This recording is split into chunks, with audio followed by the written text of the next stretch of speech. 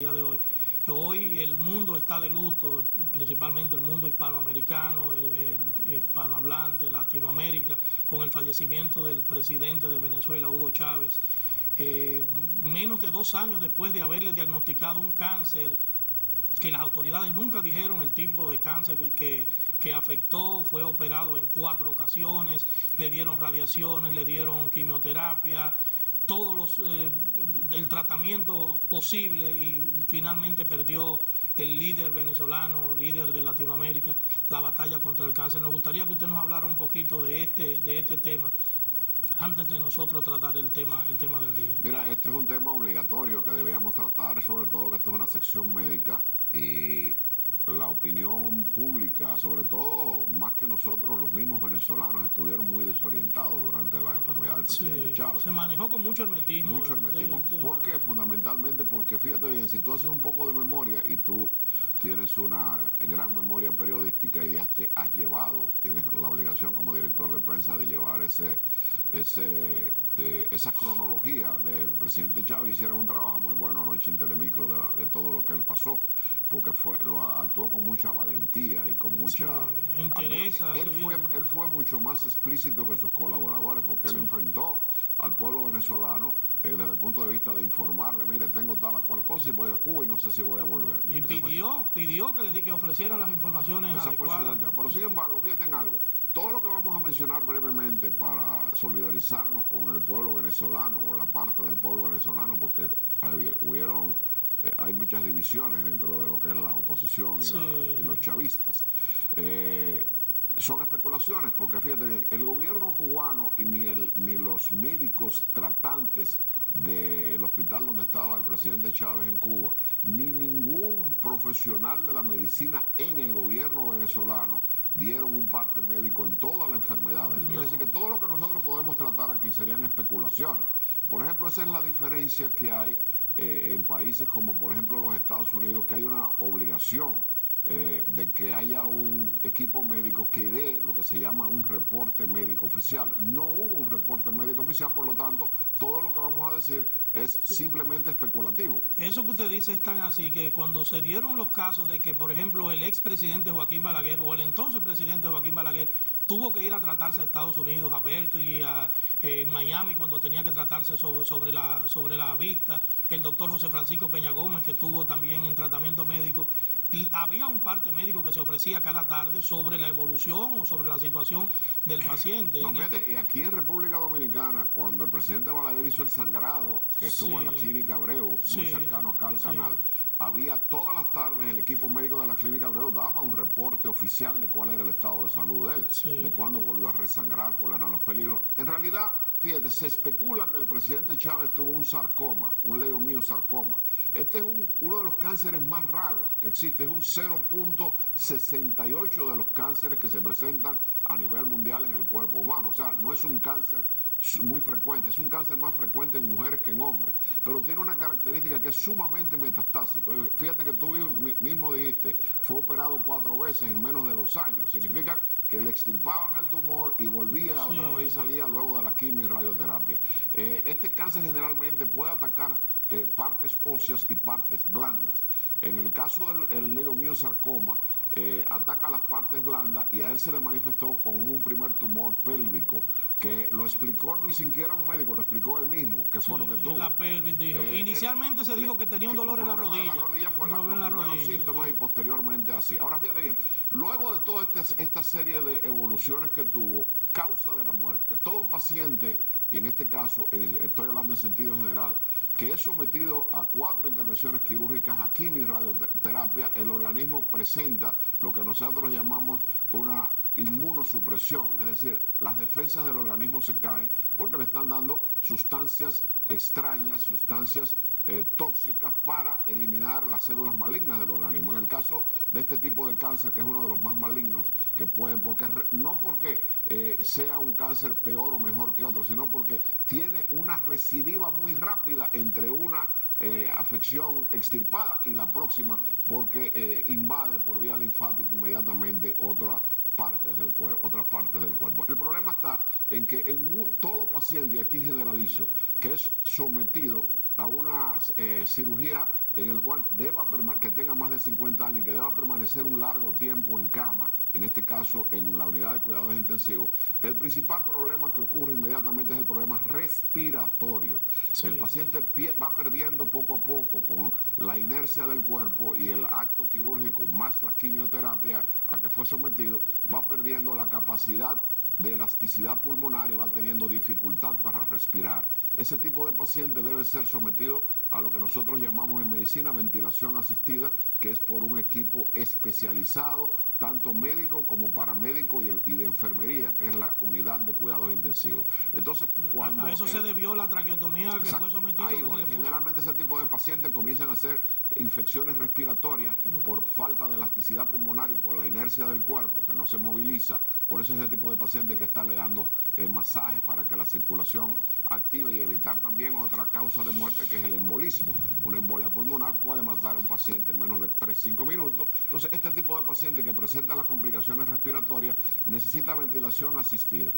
Todo paciente, ventilación asistida es lo que la gente le llama el pulmón artificial. La máquina, está conectado a la máquina. A la máquina, que es un ventilador que ayuda y suple la incapacidad que tiene el pulmón para entrar y sacar oxígeno, que es lo que nos mantiene vivos a los seres humanos.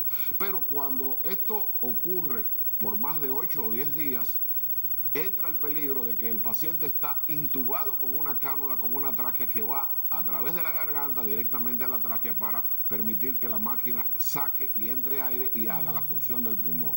El paciente nunca que es puesto en ventilador puede estar despierto porque pelea con la máquina, porque es un cuerpo extraño que tiene. Entonces ese paciente tiene que inducírsele una especie de coma. El paciente está totalmente sedado y la máquina es la que está produciendo los signos vitales que están totalmente controlados. Pero al cabo de 8, 9 o 10 días de todo paciente, no el presidente Chávez, que permanece intubado, el peligro de infección aumenta por la cánula que está ahí, que es el cuerpo extraño. Comienzan las bacterias a aprovecharse de esa invasión, y generalmente ese tipo de pacientes, si no se aplica el paso siguiente, pues puede fallecer de una infección pulmonar aguda.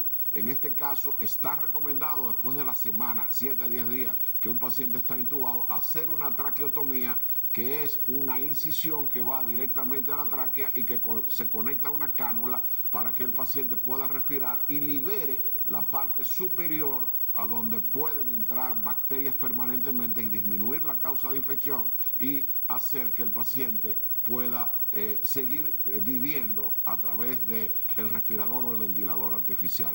En este caso, lo más importante es que esa cánula que se le pone al paciente comprime las cuerdas vocales, y el tiempo que el paciente está intubado a través de cánulas por traqueotomía, el paciente no puede hablar. Es decir, esas fueron de las pocas informaciones que ofrecieron las autoridades, que decían que él no podía, foto que salió, que no podía, que le taparon la traqueotomía. Exacto, que no podía hablar y que él se comunicaba a través de escritos y otros mecanismos que decían que estaba utilizando. Al 7º o 8º día de utilizar el ventilador, inmediatamente hay que cambiar a cánula, y ese paciente, mientras esté en cánula respirando a través de una traqueotomía, pues tiene y corre el riesgo de que las infecciones son menos que cuando está intubado, porque la intubación ocurre solamente para mantener el paciente, ayudarlo a ventilar, ayudarlo a respirar, no más de 4, 5 o 6 días. De ahí hay que pasar a traqueotomía, y el tiempo que el paciente esté en traqueotomía, que el presidente Chávez muere con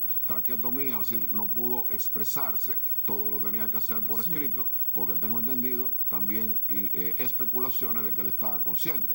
Eso es, hay que verlo, o si estaba o no estaba en ventilador. Es decir, la única crítica médica que pudiéramos hacer es que debió haber un equipo multidisciplinario que ofreciera al pueblo venezolano, más que a nosotros y al mundo, al pueblo venezolano, las noticias de cuál era la real condición de su presidente, y no da ya la noticia tan bruscamente de que había fallecido. Incluso hay especulaciones que dicen que no fue ayer que falleció, que había fallecido antes. Otras especulaciones hablaban de que se le podía, que fue inducida el tipo de cáncer que había sido inducido. Eso ya son especulaciones. Pero la pregunta que le quiero hacer, doctor, es, pudiera parecer una contradicción, ¿pudiera la muerte de Chávez ayudar a los vivos?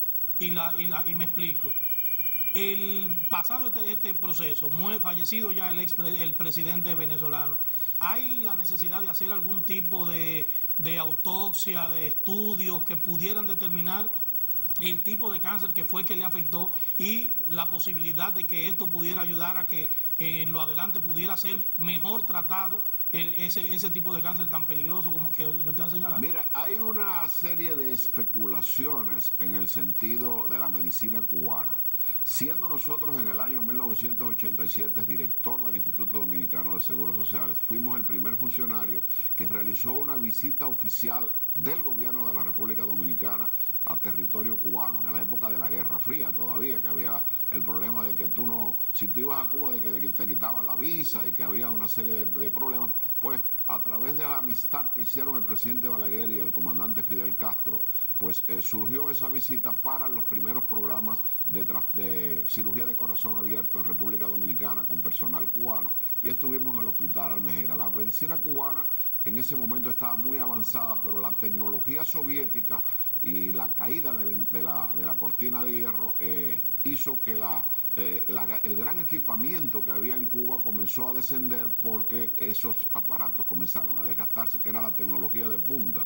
Entonces, eso que tú estás diciendo, yo no creo que vaya a aportar absolutamente nada. Nuestra crítica médica es que creemos que el pueblo venezolano, la parte que estaba con él, que era casi un 57% de los votantes de unas recientes elecciones, y por primera vez la oposición, que saca un muy elevado número, sí, 40 y 43%. casi 43%, es decir, hay una parte del pueblo venezolano que no estaba con Chávez, pero cuando está en diferencia la vida y la muerte, yo creo que la política debe echarse a un lado, como acabamos de ver aquí el hijo del doctor José Francisco Peña Gómez, que hoy cumpliría 76 años el doctor José Francisco Peña Gómez, víctima también de un cáncer. Ese fue un carcinoma del fondo gástrico detectado en gastrodiagnóstico por el doctor Restituyo, donde estuvo presente el doctor William Hanna en el momento que se le hizo el diagnóstico al doctor Peña Gómez. Pero en el caso del doctor Peña Gómez, el pueblo dominicano estaba totalmente enterado, y hay un mensaje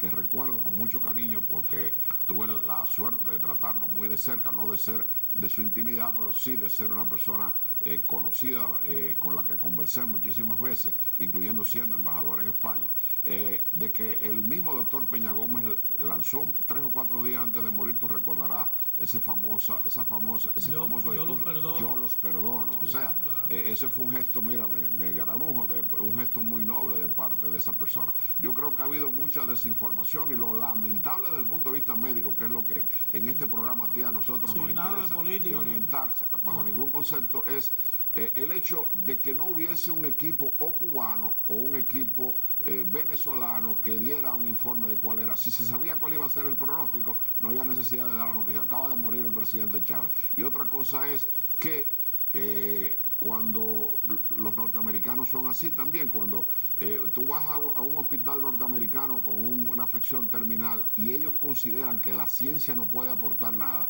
dice, mire, hay un miembro del equipo médico que te dice, mire, su familiar se hizo todo lo que la ciencia médica puede, se le dieron las dosis de quimio, radioterapia, la cirugía no fue lo que más esperábamos, la enfermedad ha terminado. Si usted quiere, lo que se dice popularmente, que a la gente no le gusta, llévese su paciente a su país para que esté alrededor de su familiar. Se dice también que en muchas oportunidades, o en la oportunidad, no fue que el presidente dijo que me lleven a Venezuela, sino que la ciencia cubana dijo, mire, nosotros llegamos hasta aquí, y yo creo que es digno que el presidente pues muera en su país.